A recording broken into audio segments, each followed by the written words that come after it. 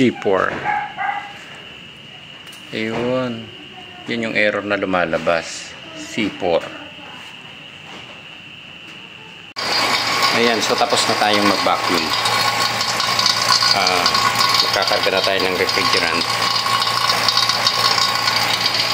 Ito.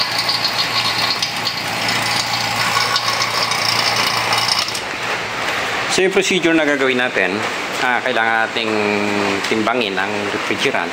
So, ang karga nitong unit na ito, nasa 1 kilo. Kulang-kulang 1 kilo. 95.95 grams. Okay. Ayan. So, kulang-kulang 1 kilo. So, yung ating refrigerant ay nasa 10 kilos pa tayo. Ayan. So, kakargahan na lang natin ng kulang-kulang 1 kilo to. So, nasa 0.95.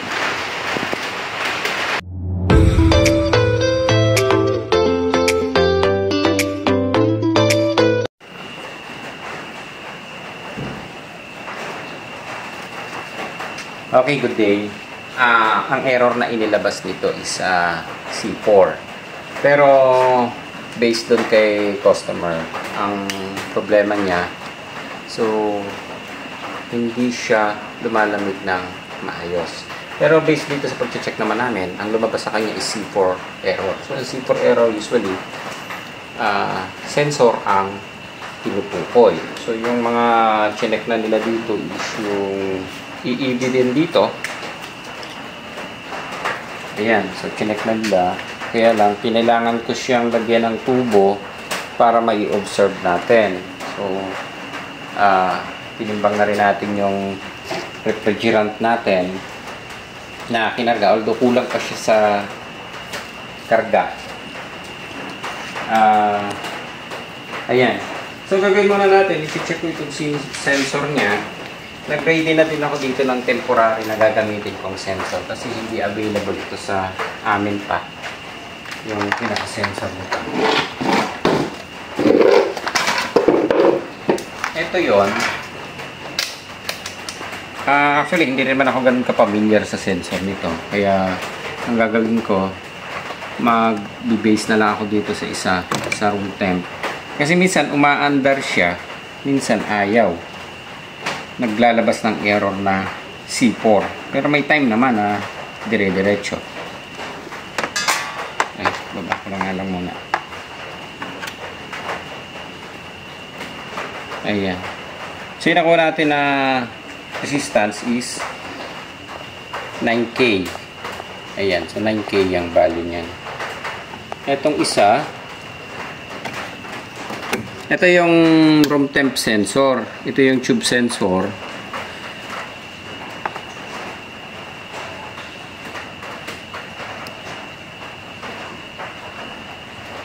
Ayan o. Yung value. Wala eh. Ayan o. Minsan meron siyang resistance. Minsan wala. Ayan o. Naglulus siya. So maaaring dito lang yung naging problem niya. Ayan. Sa ngayon wala siyang nakukuhang resistance. Ito.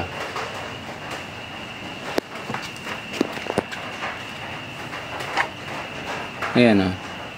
Wala siyang resistance na nakukuha. Ito. So, open yung ating sensor. Pero minsan, gumagana siya. Intermittent siya eh. Kaya ang gagawin ko, kakalasin ko na lang muna ito. And susubukan natin na kabitan ng sensor. Actually, nag-ready na nga ako ng sensor dito. Kasi hindi naman ako ganun kapamilyar din dito. Based sa pagkaka-research ko, sensor ang tinutukoy. So lumang sensor lang ito para lang mapaandar natin. Babaklasin ko lang muna.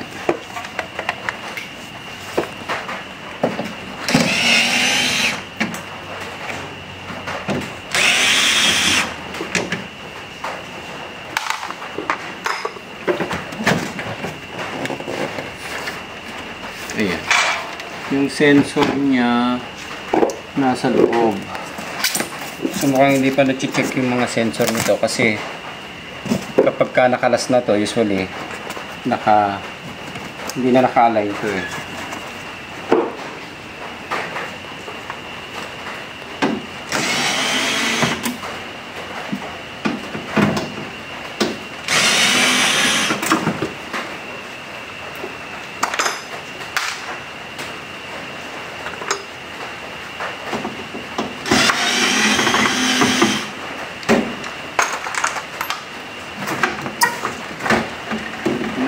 ng langgam kagad eh. Oh.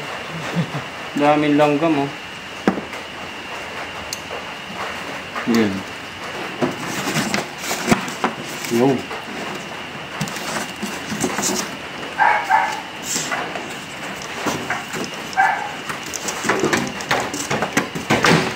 Ayan. So ito siya oh. Yan dito sa ilalim. Ito. So puputulin ko na lang yung cable tie. Papalitan na lang ng bago para matanggal ko.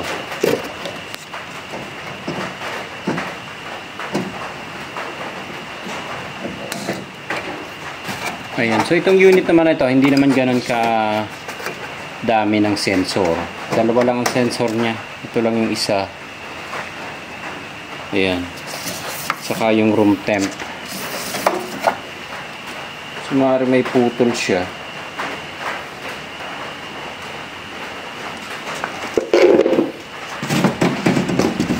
Ulitin ko lang ulit i-check.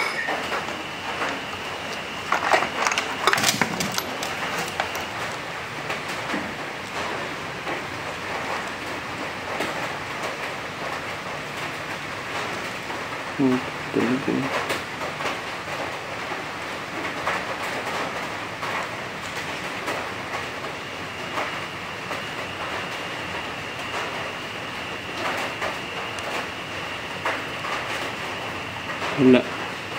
Ayan o. Open talaga siya. Pero minsan, maandar na siya man dire-diretso. Pero, sa ngayon, ayaw. Ayan. Okay. Puputulin na lang natin. Papalitan ko muna ng isang sensor. Pansamantagalan lang. Para ma-check ko lang kung aandar na ng diretso and matesting natin kung magno-normal na. Ito. Makapal. Bunutin ko na. Yan o. Okay. Pinilitan na to o ito talaga. Yan o, dugtungan ng sensor. Ba't ganun?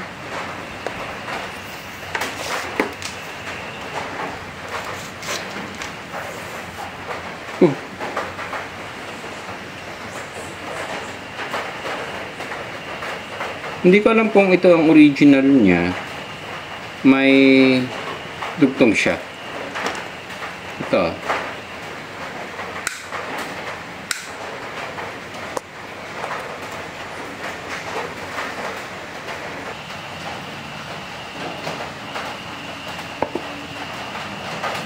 Yan o. Anong value? 17 meg. Sira din talaga. Pero may putol yung wire kanina. Ayan yung value niya. So defective talaga yung sensor.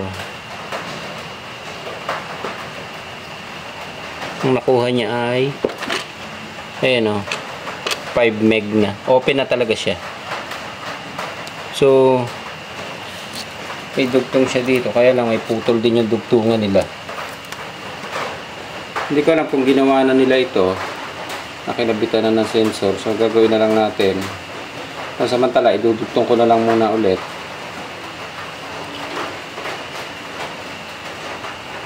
Then para lang mapaandar natin.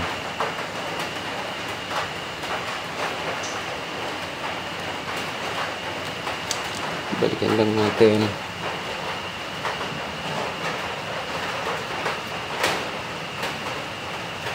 Yan o, 8.7K. So ito yung pinakamalapit na value niya. Kaya ito yung ginamit ko. So lalagyan ko lang siya muna ng tape. So yan na, dinugtong ko na lang muna siya. Kailangan kong matanggal tong mga langgam nito.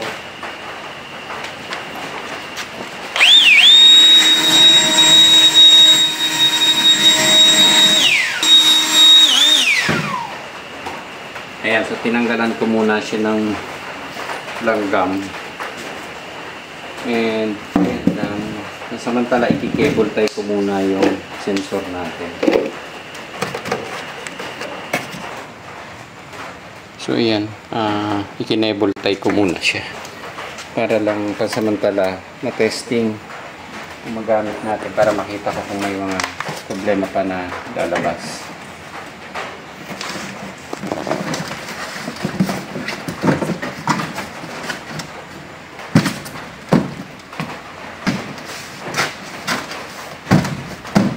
Okay.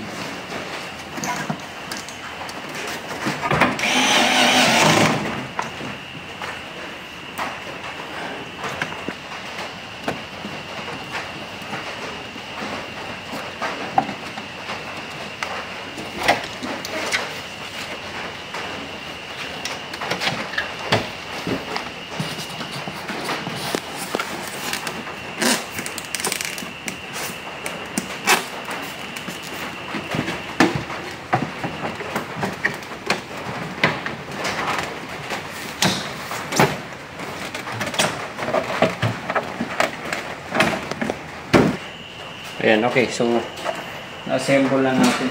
Subukan ko na lang po.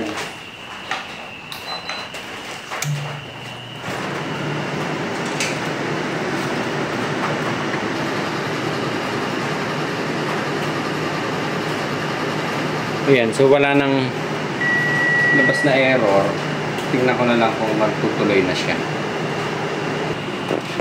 Okay, so sa ngayon, hindi naman lumabas yung error niya. Ang gagawin ko na lang is ikakarga ko na lang siya ng tama. Kulang pa siya ng karga.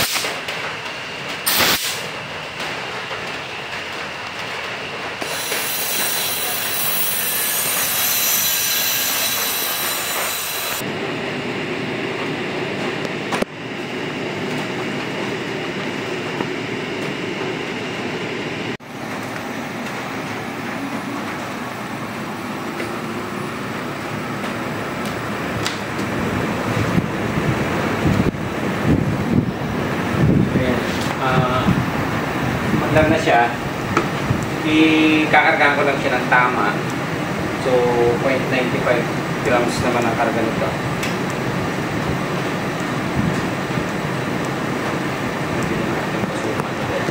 So yan, ang bumaba na siya na 125 PSI. 100 PSI na lang.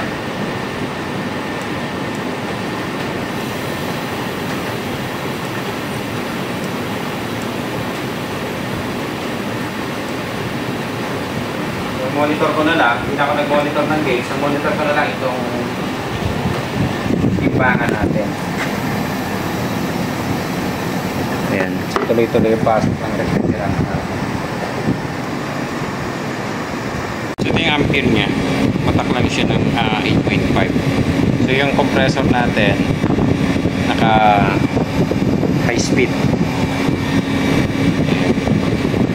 Then yung ating karga ay 125 PSI. Ayan, so halos na kompleto na yung karga natin.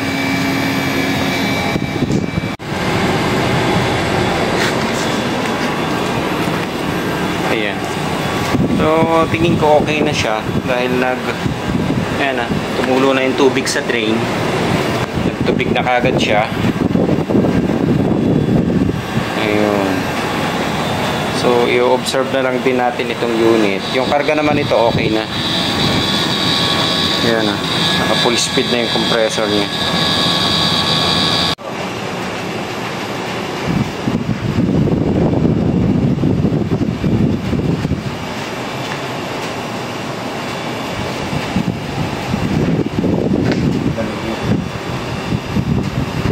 Oo, lamig talaga. Ayan. So, ini-off ko na muna siya. Okay na siya, malamig na siya. And yung drain niya, nagtulo na. So, nagtubig na siya. tuloy-tuloy yung andar, and maganda rin yung nilalabas na lamig niya. Tingin ko ang naging problem lang dito ay yung pinaka-sensor talaga niya, yung pipe sensor, yung tube sensor, yung tinanggal natin kanina. Ay, kulang muna ng diretsa. Ayan. So, kasi sa pagkaka-analyze nila, ang nakikita nilang problema nun is yung EEB, dahil hindi daw magtuloy-tuloy ang lamig. Siguro hindi nila napansin yung error. So, ang ginawa ko dito kasi kanina, pinaulit-ulit ko siya na ini-on. Then, lumabas nga yung C4. Kaya sabi ko, baka sa sensor ang problema. So, ito nga yung nakita natin na problema. Yung sa sensor. So, nagtataka lang ako doon kung may dugtong. Hindi ko alam kung yun talaga ang original niya dito. Na talaga may dugtungan. Dahil based doon sa pagkakakabit ng cable tie niya sa loob, parang original na sensor naman siya. Kasi hindi pa ako nakatry mag-order nito. Baka kung sakali ngayon pa lang ako mag-order, hindi ko na i-encounter na may problema itong ganitong sensor. Dahil yung sistema ng pagkaka-error niya kanina, actually nung in-observe namin din ito, hindi siya lumabas din kaagad yung error na yan. So ang ginawa ko lang, on in off, on in off.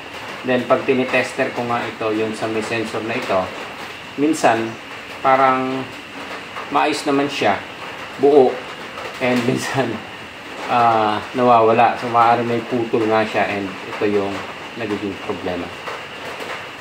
Ayan. So, nagtuloy-tuloy naman siya, kaya tingin ko, maayos na naman. So, wala dun sa EEB. Kaya sa mga ganito siguro, usually, bago natin i-proceed dun sa ibang parts, pinakamaganda i-check muna yung mga sensor tulad nito. Ayan. So, hindi naman tayo napunta na dun sa outdoor. Dito lang sa indoor. Yun nga lang, kinailangan natin na kabitan ng tubo para mapaandar natin and maobserbahan. So, ayan. Okay na. Ang problema natin yung sensor lang. Okay? Ayos.